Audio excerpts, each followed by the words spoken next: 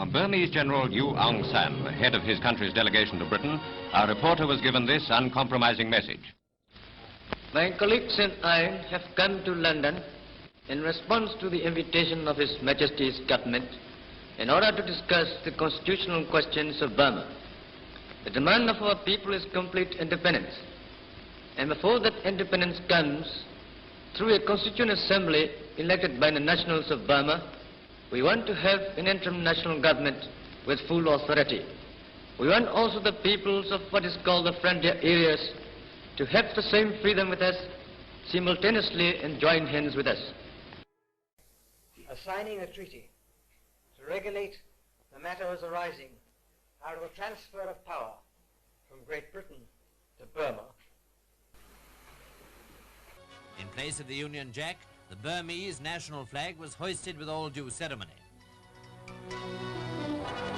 The President, Sao Shwe Thaik, wearing a silver-embroidered white silk jacket, inspected the Guard of Honour. And a few hours later, the last governor of Burma, Sir Hubert Rance, went down to the docks with his wife to start his journey home.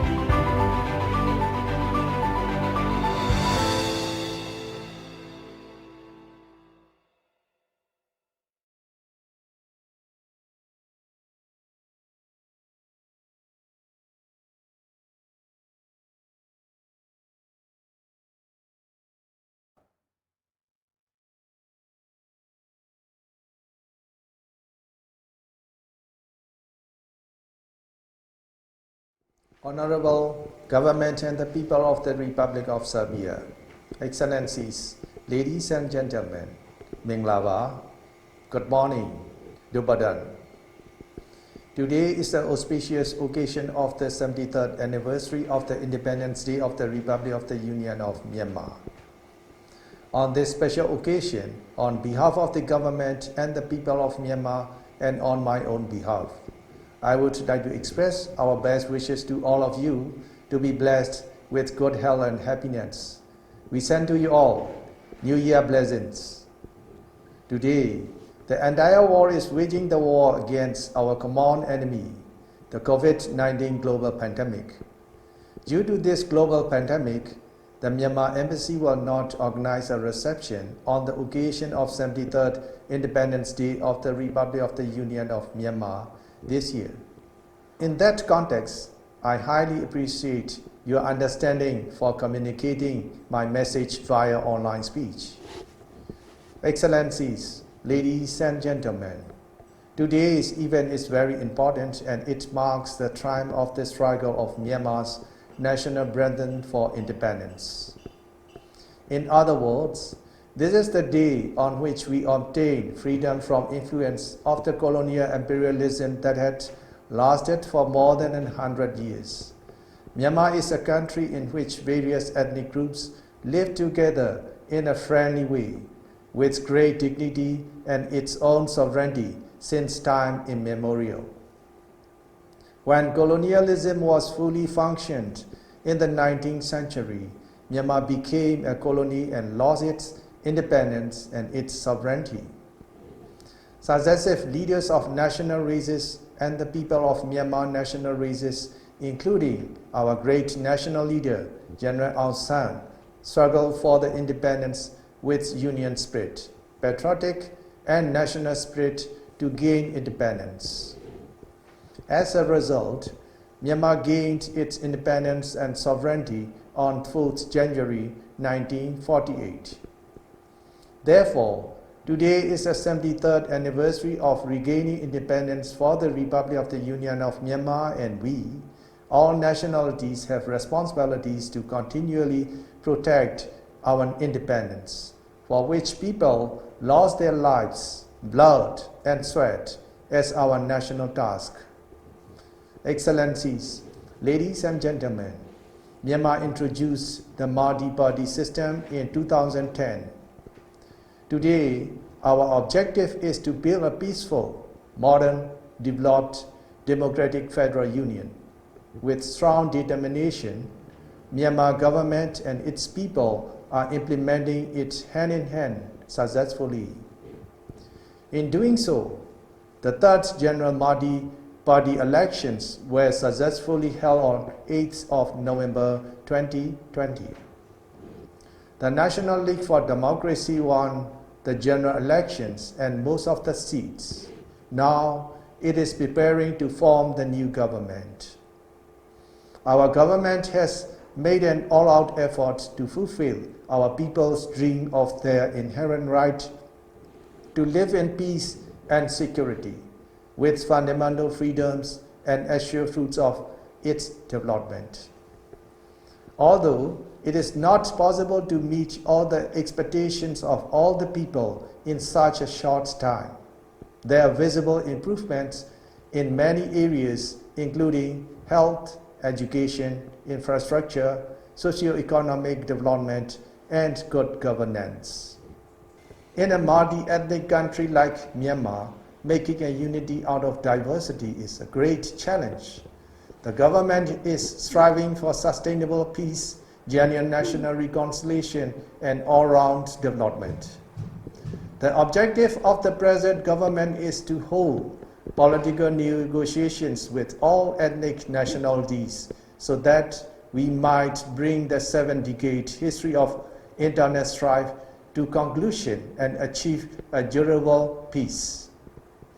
To that end, the government has successfully convened 4 sections of the Union Peace Conference, also known as the 21st Century Penlong Conference. As a result, the third part of the Union Accord, which includes basic guiding federal principles for the future of the Union has been signed by the participating delegations. Excellencies, ladies and gentlemen, moreover, Myanmar practices market economy system in the economic sector. Only when the nation becomes peaceful will we be able to focus on the well-balanced development of states and regions, reduce the gap between urban and rural development, alleviate the poverty of the nation, and enhance the socio-economic development of the nation. The economic policies are laid down by the government. Our government formulates not only the market economy for economic development, but also creates a favorable foreign investment opportunities in Myanmar. Therefore, nowadays, altogether 51 countries are investing in Myanmar. That list of countries includes 13 European countries that invested in Myanmar. That is why I would like to express our gratitude to our partners from all over the world. Furthermore, I would like to invite and encourage all of our friends to continue to invest in Myanmar. In the international arena, Myanmar government practices non-aligned, independent, and active foreign policy. Myanmar develops friendly ties with all the countries in the world, especially in the international relations and government-to-government friendly relations. Myanmar has also mutual respect for other countries' territorial integrity and sovereignty, and abides to the international laws and regulations. Myanmar became the 58th United Nations member on 19 April 1948. Also, it joined 40 international organizations as a member country. Myanmar established diplomatic relations with 125 countries in the world, has friendly ties and cooperates with all countries as a member of global community. Excellencies, ladies and gentlemen, furthermore, Myanmar participates actively in the regional organizations such as ASEAN, BAMSTEC, ACMEX, CLMV, GMS. Myanmar has signed the Regional Comprehensive Economic Partnership Agreement and became a member of the world's biggest free trade region. In accordance to the cooperation with international organizations, Myanmar made its commitments to tackle the climate change as at the virtual Climate Ambition Summit held on 12 December 2020. Myanmar announced its intention to submit the National Determined Contribution, NDC. The objective of NDC is to reduce over 243 million tons of carbon dioxide by increasing the share of renewable energy to 39% and reducing the net emission from forestry sector by 85%. Besides, Myanmar has targeted to reduce 105.2 million tons of carbon dioxide equivalent in energy sector and 123.6 million tons of carbon dioxide equivalent in forestry subsection respectively, and the Myanmar's National Adaptation Plan for Climate Change is projected to be completed by 2024. Just as other countries, Myanmar has also been facing challenges regarding the COVID-19 global pandemic. This global pandemic has overwhelmed even the resource-rich countries. It represents a formidable challenge for a developing country like Myanmar. Myanmar has taken a whole-of-nation approach in mobilizing the strength of its people through volunteerism and sharing spirit in the fight against the pandemic. The government has been making parallel efforts both in protecting public health and mitigating the economic impact by implementing its COVID-19 economy recovery plan. Excellencies, ladies and gentlemen, Now, I would like to present to you more information about bilateral relations between Myanmar and Serbia. When we look back, Myanmar-Serbia diplomatic relations have been established on 29 December 1950, and at the moment, we mark 70th anniversary of our diplomatic relations. Myanmar and Serbia have got long-standing relations, and we are also the co-founders of non-aligned movement. We have maintained the existing ties of friendship because we have strong mutual relations at various levels, such as government to government, parliament to parliament, and people to people. Although there is a need for improvement in the sector of economic cooperation between our two countries, we continue to promote and build our relations in all-round sectors. With the objective to strengthen our bilateral relations, we expect that we will further strengthen our exchange of high-level visits between our two countries after the COVID-19 pandemic ends. We expect to promote exchange of culture, people-to-people relationship, and economic cooperation between our two countries in the near future. In this regard, we strongly believe that bilateral relations between Myanmar and Serbia will be even stronger and gain momentum in the near future. Finally, I would like to express my heartfelt greetings and extend best wishes to all people, government, and people of Serbia.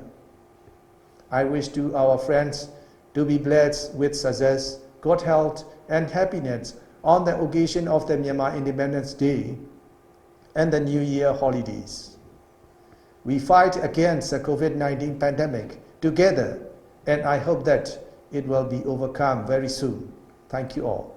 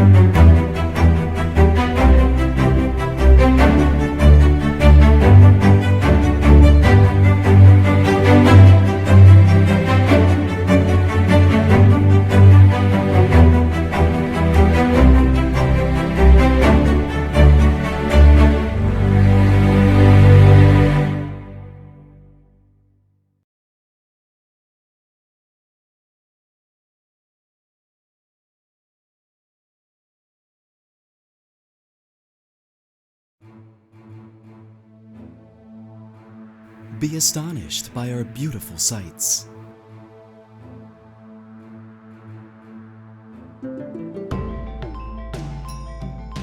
Be mesmerized by our rich history.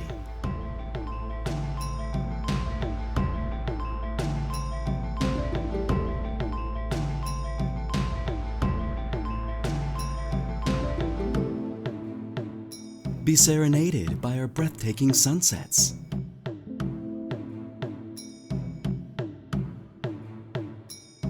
Be delighted by our many delicious flavors.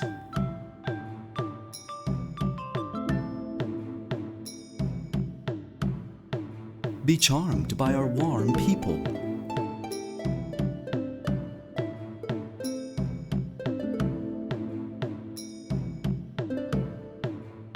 Be amazed by the serene nature.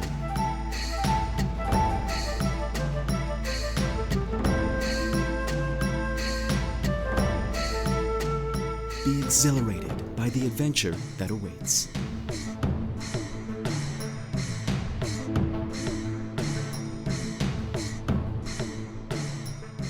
Visit Myanmar and be enchanted.